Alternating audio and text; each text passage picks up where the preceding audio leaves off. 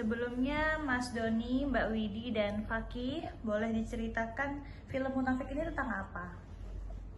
Silakan, mau siapa? Saya pelupa, mungkin Fakih dulu. Coba Fakih, coba. Mas nggak tahu.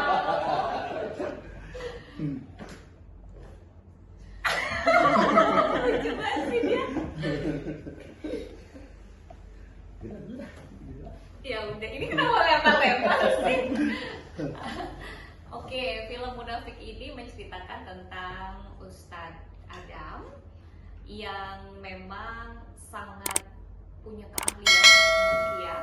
Namun setelah kehilangan istrinya, Aini, dia mulai berhenti untuk meruqyah karena kehilangan yang sangat-sangat dalam. Tapi ternyata dia menemukan ataupun ada di kondisi yang memang harus meruqyah kembali karena tidak ada yang sanggup ya, hanya Ustadz Adam yang bisa diandalkan. Dari situlah mulai terjadi teror-teror yang hadir di Munafik ini.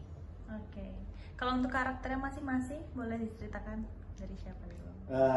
Saya di situ sebagai dianggap dituakan atau dianggap sebagai tokoh dari satu desa. Kita latar belakangnya desa ini Jawa Timur yang kental dengan kepercayaan tentang kekuatan mistis, bahwa benda itu mempunyai sesuatu kekuatan supranatural. Di latar belakang Jawa Timur, banyak Jawa Timur, cuma kita ambil salah satunya di Pacitan. Tokoh saya namanya Haji Mansur. Bagaimana dia menjadi orang yang dianggap tokoh, gitu, sesepuh atau sebagai orang yang dermawan di situ. Kalau Fakih? Kalau aku di film ini menjadi Amir, anaknya Ustadz Adam dan Umi Aini. Kayak gimana sih karakternya? Karakternya sangat penyayang sama Abi Uminya, sangat ingin bersama terus dengan Abi Uminya, dan jika dia ingin mempunyai keinginan harus dituruti.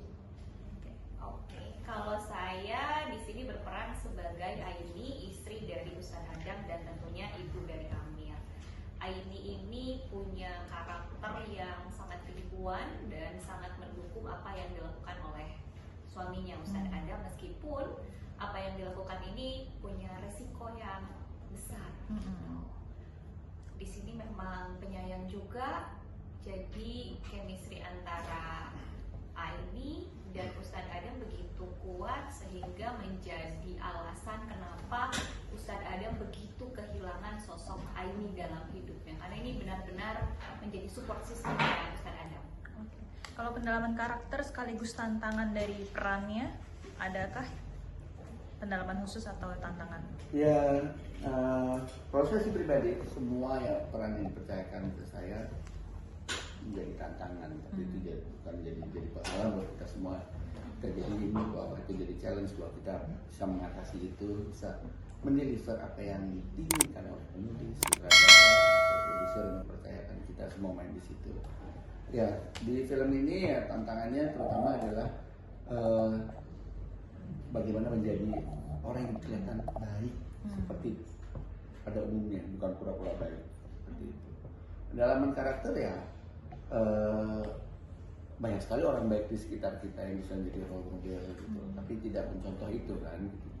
Kalau sebagai penokohannya itu adalah tugas kami sebagai aktor untuk mengeksplor itu. Oke. Kalau Mbak Wida atau Fakih? Fakih dulu. Nggak ada ya tantangannya. Sedap. Luar biasa. Kalau pendalaman karakternya gimana Fakih kira-kira? Atau chemistry dibangun dengan Abi Umi di lokasi syuting gimana? Lokasi syutingnya sih karena aku belum pernah ketemu sama Maria Salka sama Tante Widi, jadi kita kalau break makan siang atau makan malam kita main-main kayak tebak-tebakan, dan ABC di 5 dasar gitu-gitu, sama jalan-jalan di sekitar lokasinya biar mengenal lokasi take-nya kita nanti di mana. Oke. Kalau Mbak Widi? Oke, kalau saya sebenarnya sama aja ya. Setiap peran yang didapat itu memang pasti ada tantangan hanya cuma karakter yang secara sifat aja yang harus diperlihatkan gitu. Ada juga teknik-teknik, lalu juga gimana kesiapan mental terutama pada adegan-adegan yang nggak biasa gitu dan belum pernah sebelumnya. Terutama saya di sini karena Aini ini ceritanya meninggal dan kecelakaan, otomatis harus siap mental juga dibuntang banting gitu ya. Lalu juga bagaimana saya harus dipocongin gitu ya dalam kondisi saya masih hidup, tapi itu kan jadi apa ya, kayak harus nguji mental juga begitu ya, bagaimana kita ngerasa gini ya rasanya dipocongin dan mati di dalam kuburan gitu. Itu jadi tantangan yang paling berat sih sebenarnya, melawan rasa takut, lalu juga beradaptasi dengan lingkungan yang tidak biasa atau bahkan setting yang belum pernah sebelumnya. Kalau untuk pendalaman karakter sebagai ibu, alhamdulillah memang energi dari Amir, dari Ustadz Adam benar-benar blend banget ya. Bahkan dari saat reading kita juga ada acting coachnya, kita juga dibiasakan bukan jadi Widi ataupun Fakih lagi, tapi bagaimana conversationnya, obrolannya itu sebagai ibu dan anak, yaitu Aini dan Amir. Jadi pas di lokasi nggak ada kesulitan yang berarti ya. Kalau Mbak Widi kan ini Ustadz Adami kalau nggak salah Mas Arya Saloka ya? Yes. Kira-kira pembangunan chemistry gimana dengan Mas Arya Saloka? Tadi kita sudah membangun chemistry itu sejak sebelum reading justru ya. Kita ada acting coach dulu sebelum baca naskahnya. Kita dilatih untuk bisa ngobrol seakan-akan dia adalah suami saya dan saya istrinya Arya Saloka begitu. Jadi sebelum masuk naskah, feel suami istrinya udah dibangun dulu gitu, dan ini sangat-sangat memudahkan kita ketika masuk ke dalam skrip itu jadi lebih masuk lagi karakternya. Oke. Kira-kira sebelum memutuskan bergabung sempat riset dulu nggak sih ceritanya tentang apa, atau tentang ini kan penuh hal-hal goib ya. Kira-kira apa yang memutuskan kalian oke terima ambil peran di sini? Riset tentunya ada tim sendiri untuk riset suasana latar belakang geografis ya.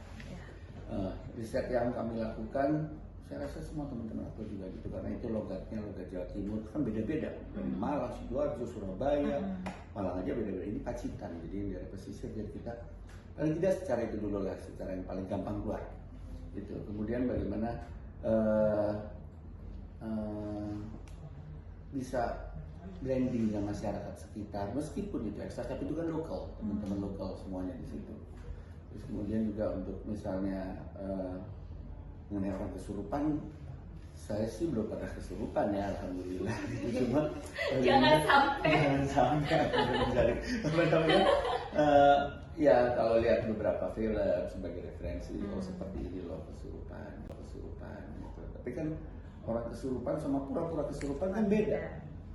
Kalau kita di situ misalnya pura-pura kesurupan kan terkontrol geraknya, apa orang yang kesurupan beneran kan tidak terkontrol. Nah itulah paling nggak mungkin Aini atau misalnya Mansur atau misalnya Ustadz Adam atau misalnya Ustadz Anwar Dinas gitu ya, juga mau pelajari itu. Akhirnya mau untuk join tuh kira-kira apa Mas Dani? Ya satu, ini pertama kali film saya horor. Oh iya. Baru. Oh iya, thriller ya paling. Iya. Kemudian tentunya saya melihat teman-teman main dan siapa sih nakoda saya. Gitu. Oke. Kalau Fakih? Kalau untuk saya ikut di film ini, Alasannya apa? alasannya ya karena aku belum pernah film horor dan ini film horor pertama aku. Jadi aku tertarik untuk main film ini karena menurut aku film horor ini melatih keberanian.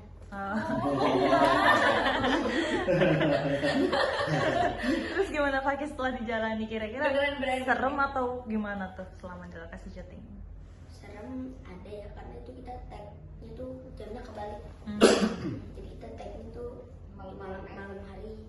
Ya, Malam kita. nggak takut sih karena ada krunya juga. Sebenarnya itu terang ya, cuman ya Karena lampu. Karena lampu. iya karena lebih dekat sama hutan ya, jadi agak merinding juga. Oh gitu. Kalau pertama ya. Iya. Kalau persiapan fisiknya gimana kira-kira? Kan untuk pertama kali ya syuting malam hari ya. Tidur siang aja sih, banyakin tidur Oh. siang kata orang tidur. Paki Iya, kamu iya, iya. banyakin tidur siang Bener, aja ya. Iya, iya, Soalnya iya. ini kita jamnya terbalik. Maksudnya terbalik gimana om? Iya jadi kita Akademi di atas. Kan enggak? Oh, jadi kita take-nya di malam hari gitu. Oh iya om, siap. Dan ya benar malam hari. Oke. Kalau Mbak Widi kira-kira? Oke, kalau saya kenapa akhirnya mengambil peran ini karena satu sutradaranya ya pastinya, karena saya sebelumnya sudah bekerja sama meskipun itu 10 tahun yang lalu. Dan sangat menyenangkan bersama Mas Guntur. Benar-benar pemeran ini dibebaskan ya untuk eksplor meskipun tetap dalam koridornya penyutradaraan. Satu, ketika ditawarin sama Mas Guntur, oke, tanpa mikir panjang, walaupun dia quit, siap dibocorin, iya boleh gitu. Jadi saya murahan banget pokoknya di Sling ini boleh, saya mauan banget pokoknya. Oke, lalu ketika Mas Guntur bilang ini karakternya cocok banget sama kamu karena relate deh sama kamu, sama suami kamu bagaimana bla bla bla bla gitu. Oke Mas Guntur, siap. Dari situ sih saya merasa oke, ternyata memang benar-benar relate juga dan menyenangkan sih kerja sama Mas Guntur. Sangat dibebaskan untuk eksplor dan memberikan penawaran-penawaran untuk acting gitu. Oke. Kalau adegan paling sulit ya atau yang paling memorable sampai sekarang ada apa kira-kira? Podcast ini. Tadi kamu apa Ki? Apa Ki? Waktu saat apa? Yang paling apa yang paling berkesan? Adegan kecelakaan.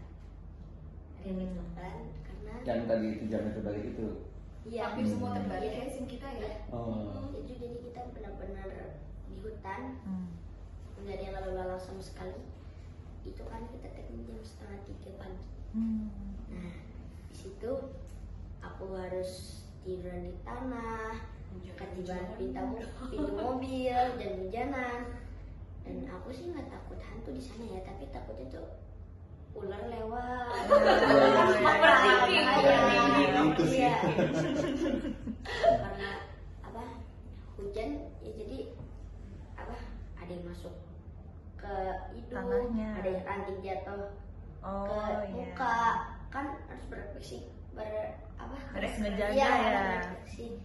Cuman kan nggak boleh itu dari close up ke muka aku, jadi aku diam aja. Nah sebenarnya Profesional kaki aku muka aku kayak dia, cuma kaki aku geter jadi karena kedinginan kan, dingin Oh, banget iya. memang saat itu dingin banget.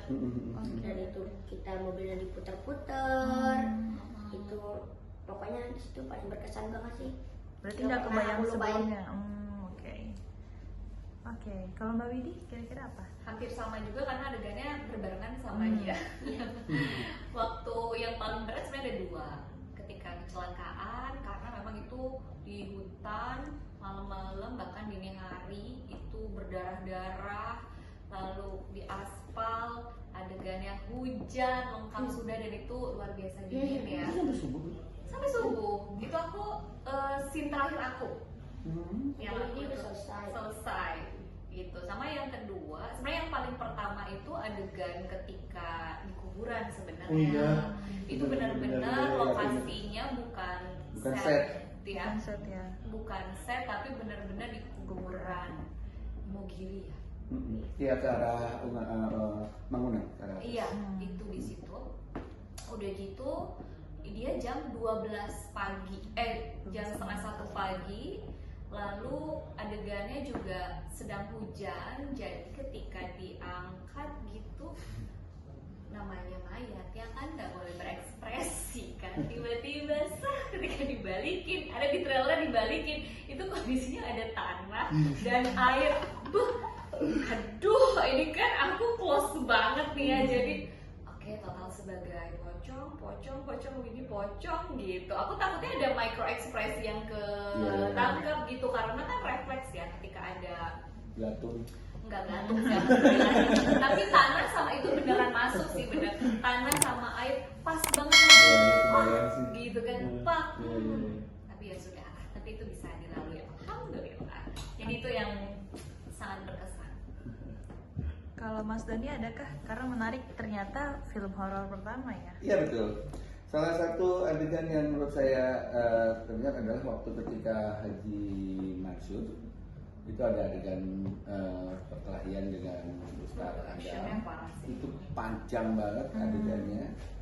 2 hari kita ambil itu. Oh ya. Dan di akhir perkelahian itu saya terbakar. Oh. Gitu. Jadi waktu itu ada adegan loncat melewati kayak beneran gitu. Kalau masker oke lah ya, masker gede gitu oke. Tapi begitu close up ada bagian-bagiannya lah. Maksud saya lah, bagian-bagian mantan koordinator lah.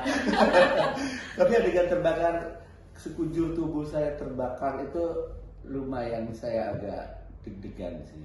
Tapi teman-teman stand koordinator memang menyiapkan preparasinya amat sangat bagus gitu. Jadi saya dilumuri dengan gel yang dingin sekali, jadi dibagi hebat loh ya. Dari mulai muka semua leher gitu. Terus kemudian setelah itu dialirkan ada liquid lah gitu yang cair gitu. Jadi apinya tuh menjalar. Kita jadi tahu teknisnya ya pas. Iya, jadi saya udah tahu oh kayak gini kayak gini. Jadi bakar sini panas enggak di sini. Oh enggak apa-apa, cuma anget, enggak boleh anget. Oh gitu. Harus aman. Bener enggak? Oh, harus Terasa. benar-benar dipastikan aman dulu. Harus aman gitu setelah nah itulah. Jadi ya itu lumayan, adegannya panjang tuh. Panjang dan 2 hari gitu. Jadi lumayan melelahkan dan lumayan pengalaman pertama gitu, Oh, iya. dalam badan dibakar dan ternyata aman. Oke. Film horor yang mengangkat soal religi dan budaya tradisional kan sebenarnya udah banyak ya. Tapi kira-kira menurut para pemain Munafiknya apa sih yang beda dibanding film-film yang udah ada gitu? Dengan ragam budaya Indonesia, puluhan ratusan suku bangsa di sini. Setiap suku bangsa pasti punya ada apa ya namanya kayak horor lah atau kejadian atau legenda atau apa gitu. Nah kalau yang di Munafik ini dengan latar ini salah satu yang menarik adalah bagaimana cara meruqyah orang dengan latar belakang agama Islam kebetulan di film ini. Kayak gitu. Dengan ruqyah yang benar. Artinya ruqyah benar dengan dibacakan ayat yang suci yang benar dengan qalqalah dan tahmid yang benar. Seperti itu. Dan kemudian juga ada orang ruqyah itu ternyata tidak orang ruqyah cuma tenang gini gitu ya, mungkin untuk kebutuhan adegan film harus agak exaggerated gitu lah gitu. Tapi saya juga baru tahu cara meruqyah orang tuh hanya tenang biasa, jadi dibacain gitu aja. Tapi untuk kebutuhan adegan film harus ada agak di-exaggerate gitu ya. Kalau Mbak Widi kira-kira ada? Kalau saya mungkin dari segi dramanya yang kuat ya. Iya. Di sini juga yang bisa dilihat atau yang kita harapkan sampai ke penonton adalah bagaimana pesan seseorang, Ustadz Adam ini mengikhlaskan kehilangan. Jadi ada aspek-aspek yang ibaratnya yang bisa menjadi pesan untuk penonton. Ini adalah proses mengikhlaskan, bukan hanya dibungkus horor atau ketakutan aja, jump scare-nya aja, nggak itu, tapi bagaimana dia konflik batinnya juga yang diolah gitu. Jadi drama keluarganya juga di sini sangat kuat dibangun. Itu kita ada jam scare ya? Kasih kayaknya. Kita ada jump scare, Ya, jump scare yang jam scare yang mau kenapa? Enggak. Saya gitu oh. enggak. Jadi ini benar-benar kayak Horor spiritual ya? yes. Iya. Terus bener-bener dibangun banget dramanya itu dibangun dulu gitu loh, dibangun drama keluarganya tuh dibangun dulu sehingga alasan atau motivasi dari Ustadz Adam itu sangat kuat di sini. Tapi Ya kalau kita sih semuanya harus kita harus percaya dengan akurat kita ya. Dan memang Mas Guntur bisa menjaga bagaimana ketegangan itu terbangun dan terjaga. Ya. Gitu. Jadi, Intensitasnya benar-benar dijaga. Apakah itu dramatisasinya atau ketegangan menuju seremnya? Drama keluarganya kuat, bahkan ada actionnya juga benar-benar digarap dengan dramatis gitu. Oke. Tapi setelah bermain Nonton di film, nanti akan saya nonton ya setelah premier pasti. Relnya aja. Oke. Setelah bermain di film ini, kira-kira membuka perspektif baru apa nih tentang dunia gaib mungkin atau dunia Islam mungkin? Ya banyak horor. Kemarin saya sebut satu contoh misalnya, Puasa Gelap kan latar belakangnya Katolik. Nah ini kemudian film-film di Indonesia dengan mayoritas negara Muslim ya agama Islam gitu ya. Menurut saya ada dimensi lain di sekeliling kita yang harus kita akui bahwa dia ada loh. Memang diciptakan juga Tuhan gitu. Ya menurut aku ya tahu sama tahu aja lu jangan goda-goda gitu lah. Dan setiap masuk set atau masuk dimanapun ya, apalagi ini film kita film horor, semua teman-teman pasti membekali dirinya dengan entah bacaan, entah soal apa gitu sih. Kalau Fakih mungkin ada?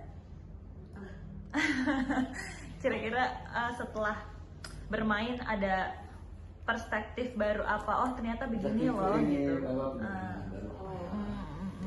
Lebih kayak nggak takut sih sama Hal-hal yang seperti itu. Iya, yang hidup jadi lebih berani sekarang. Oke. Kalau Mbak Bibi? Kalau saya ya memang jadi percaya ya, dan menurut saya memang gini,